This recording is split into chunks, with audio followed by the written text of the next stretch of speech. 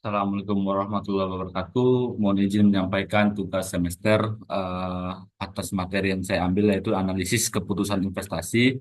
Sebelumnya perkenalkan diri, nama saya Septian Alhabib Truna, NIM 2403 01 02 0436. Izin melanjutkan. Untuk pendahuluan, keputusan investasi merupakan aspek krusial dalam manajemen keuangan. Tugas ini bertujuan untuk mengkaji, yang pertama terkait evaluasi peluang investasi, yang kedua terkait analisis risiko, yang ketiga terkait metode penilaian berupa NPV, IRR, dan payback period, dan keempat adalah faktor eksternal seperti ekonomi makro, fluktuasi pasar, dan kebijakan pemerintah dan sebagainya. Adapun keputusan investasi adalah proses pemilihan alternatif investasi dengan tujuan untuk memperoleh keuntungan di masa depan.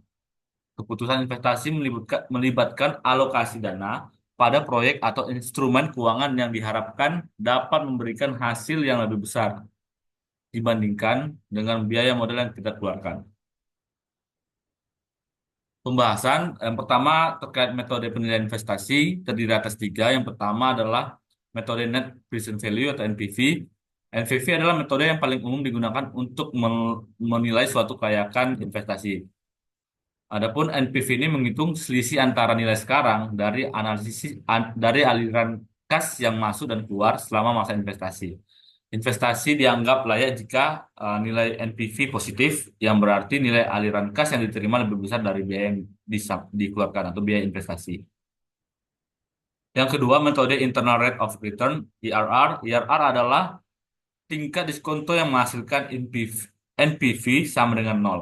Jika IRR lebih besar dari tingkat pengembalian yang diharapkan atau biaya modal, maka investasi dianggap layak. IRR memberikan gambaran tentang tingkat keuntungan yang dapat diperoleh dari suatu investasi. Yang ketiga, metode payback period. Payback period adalah waktu yang diperlukan untuk mengembalikan investasi awal melalui aliran kas yang diterima. Metode ini digunakan untuk mengevaluasi risiko dan likuiditas dari investasi itu sendiri, meskipun tidak memperhitungkan nilai waktu uang. Selanjutnya, pembahasan terkait manajemen risiko dalam investasi.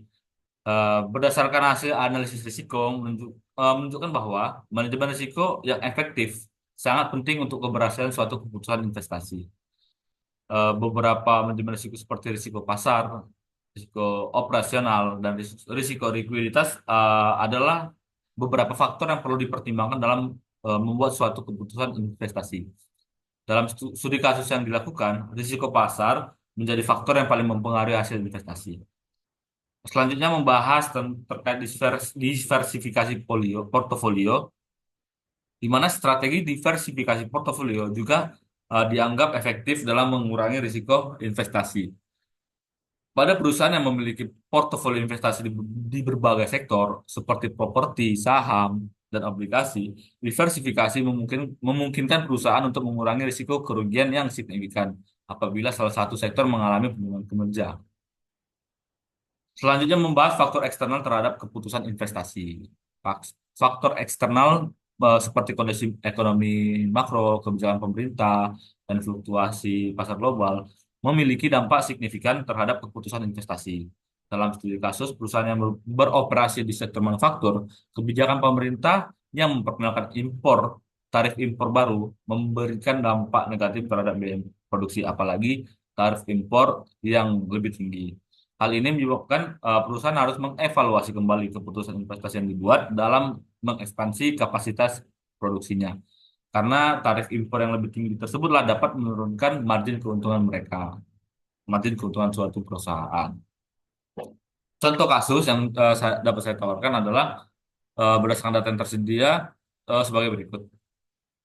Contoh investasi awal sebesar 10 miliar, yang dimana investasi awal ini untuk biaya pengembangan produk, fabrikasi, dan juga pemasaran. Dengan aliran kas tahunan yang diharapkan pada tahun pertama sebesar 3 miliar, tahun kedua sebesar 4 miliar, tahun ketiga sebesar 5 miliar, tahun keempat sebesar 6 miliar. Tingkat diskonto sebesar 12%, sedangkan horizon waktu proyeknya sebesar selama 4 tahun, tingkat pengembalian yang diharapkan IRR adalah 15%. Dengan estimasi risiko yang akan saya dapatkan adalah perusahaan akan memperkirakan bahwa kemungkinan penurunan permintaan pasar sebesar 10% akibat ketidakpastian ekonomi, yaitu faktor eksternal. Yang pertama, menganalisis dengan metode NPV menggunakan rumus NPV sama dengan sigma CFT per 1 tambah R pangkat T dikurang C0, di mana CFT adalah aliran kas pada tahun ke T, R adalah tingkat diskonto sebesar 12%, C0 adalah investasi awal sebanyak sebesar 10 miliar. Dengan memasukkan nilai yang ada, dihitunglah NPV sekitar sebagai berikut, di mana NPV sama dengan nilai aliran kas pada tahun pertama sebesar 3 miliar dibagi 1 tambah jumlah tingkat diskonto pangkat tahun pertama.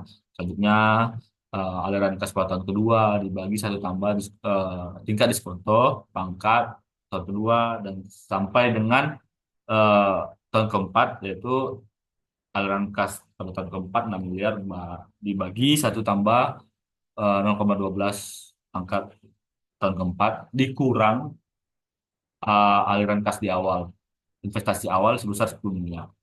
Nah, didapatilah hasil perhitungan menunjukkan bahwa NPV untuk proyek ini sebesar 3,236 M atau 3.236.257.857 rupiah, yang berarti proyek ini memberikan nilai tambah positif dan layak untuk dilanjutkan. Adapun dengan analisis dengan metode IRR digunakan untuk mengevaluasi apakah tingkat pengembalian yang diharapkan cukup tinggi untuk menutupi biaya modal perusahaan. IRR sendiri merupakan tingkat diskonto yang menghasilkan NPV sama dengan nol. Seperti yang dibahas tadi di awal, yang berdasarkan hasil perhitungan, IRR ditemukan sebesar 15%.